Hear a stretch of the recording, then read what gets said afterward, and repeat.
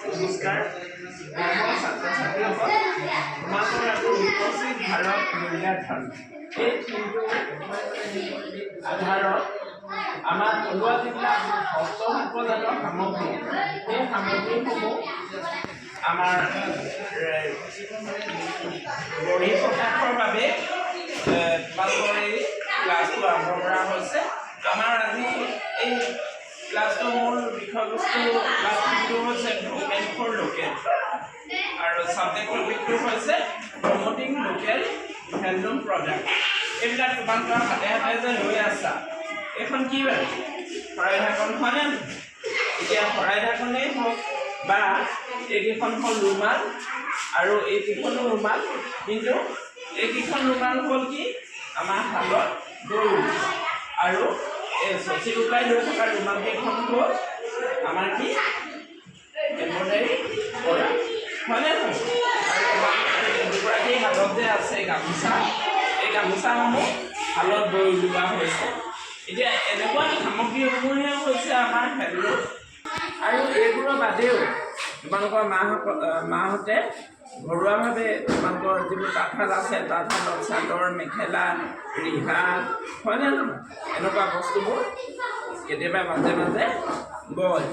আৰু এই সামগ্ৰীসমূহে অকল আমাৰ কি হয় তোমালোকৰ মাহঁতৰ বা আমাৰ ঘৰুৱা যিবিলাক প্ৰয়োজনীয়তা, সেই প্ৰয়োজনীয়তাসমূহ পূৰণ কৰাৰ বাদেও কি হৈছে এইবোৰ আমি সৰহকৈ উৎপাদন কৰি বজাৰত বিক্ৰী কৰিবও পাৰোঁ। বৰ্তমান সময়ত আমাৰ অসমৰ এই বয়ন শিল্পই বিদেশতো সমাদৰ লাভ কৰিছে। আমাৰ দেশৰ লগতে বিদেশতো সমাদৰ লাভ কৰিছে। আমাৰ শুৱালকুছি, ঢকুৱাখানা, লখিমপুৰ, ধেমাজি এনেকুৱা ঠাইবিলাকৰ কি হৈছে যিবিলাক তাঁতশাল আছে, সেই তাঁতশালসমূহৰ এনেকুৱা ধৰণৰ কাপোৰ বৈ আমাৰ শিপিনীসকলে কি কৰিছে বিদেশলৈও ৰপ্তানি কৰিছে। আৰু এনেকৈ তেওঁলোকে কি আৰ্থিকভাৱে স্বাৱলম্বী হৈছে আৰু লগতে আনকো স্বাৱলম্বনৰ পথ দেখুৱাবলৈ সক্ষম হৈছে। গতিকে আমি আশা ৰাখিছোঁ তোমালোকেও ডাঙৰ হ'লে এনেকুৱা বস্তুসমূহ উৎপাদন কৰিবলৈ চেষ্টা কৰিবা। এইবোৰ বস্তুৱে কি কৰে আমাৰ ঘৰুৱা যিখিনি প্ৰয়োজনীয়তা সেইখিনি পূৰণ কৰাৰ বাদেও কি হৈছে আনৰ প্ৰয়োজনসমূহো পূৰণ কৰিব পাৰে।